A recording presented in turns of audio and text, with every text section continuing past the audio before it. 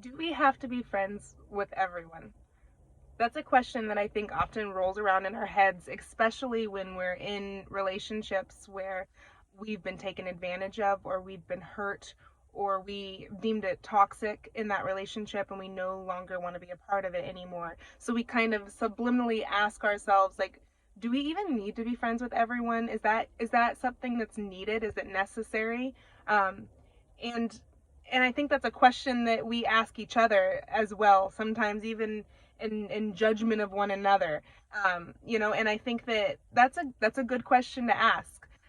I think when we think about our purpose and who we are created to be and why we're here, our purpose of loving one another all the way to death, that we would view each other as brothers and sisters, and that's how we would treat one another, taking care of one another when we're poor or we're hurt or we need something, forgiving one another for the ways that we take advantage of one another. If we view each other like that, we start to view each other kind of like family. That's what brothers and sisters, like, no matter what, my brother's going to be my brother. So he can get mad at me, he can not like me, yeah, he can be annoyed with me, whatever. At the end of the day, that's my brother. And if something happens, that's my brother. That status doesn't change. And I think it's like family is such a beautiful example of the relationships that we ought to go out there and model as well in our neighborhoods and our work and our schools, wherever we're at, to be able to model that we are the brothers and sisters to other people. So like it's not just we're looking for a good friend to kind of fit our categories, but instead it's like we're that friend and we're offering our friendship, our relationship, our status with everyone. Now, does that mean you're going to be friends with everyone? It's not. I think we're asking ourselves the wrong question, because when you look at yourself as a representation of Christ or representation of God, then you see, okay, I'm to represent love because that's what he is. So I'm to represent love to those around me. And when I start to look at how I can protect or preserve myself, I stop loving other people the same way. I love myself, but I stop loving other people before I love me. First, I make sure I'm good. And that's the opposite of what we're trying to do here. In relationships, we're trying to put each other first. We're trying to lift each other up, to encourage each other to strength and growth. That means even in hard times or rough parts of relationships, we don't abandon one another. We're still family. We don't ever not acknowledge that. We don't ever wish ill for our family. We love them. We want the best for them. And we want them to know that we're always here no matter what. When they need us, we'll be there. And I think that that's super important when we're looking at friendships and who we should be friends with and who we shouldn't be friends with. And that doesn't mean at times I think some of our own family looks at us like we're not family anymore.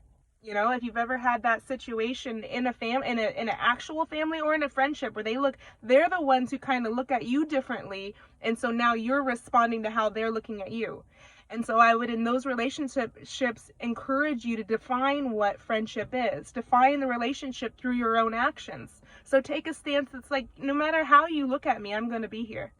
No matter how you look at me, I'm going to be your sister.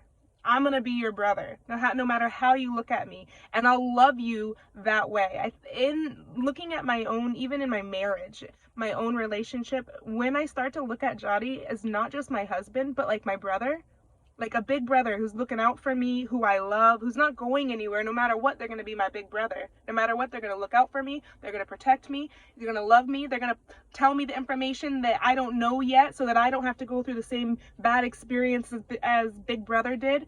They're going to care for me. And so I don't need to be offended when big brother offends me or annoys me or maybe is too rough with me. And I mean that emotionally. Like when uses sharp words, I don't need to be offended by that, because that's my big brother. So he's working himself out. He's not perfect. And I think when I see my relationship with my husband that way, it really helps me to see my relationship with other people that way too. Like I'm big sister or I'm little sister. I'm a sister in this relationship though, and I'm not going anywhere. I love you. And I think that's really important. So the first question was today is, do we have to be friends with everyone? And I think my response is that's the wrong question. Do we have to love everyone? Yeah. I think that's who we are. I think that's who God has made us to be, always representing Him, all times. No matter how the other person is, we're going to be the same person. And so I encourage you to kind of look at some of those relationships, some of those friendships, whatever it is, a family member, a friend. Look at those relationships that you've kind of put at arm's length and kind of have some, scrutiny when you're looking at them.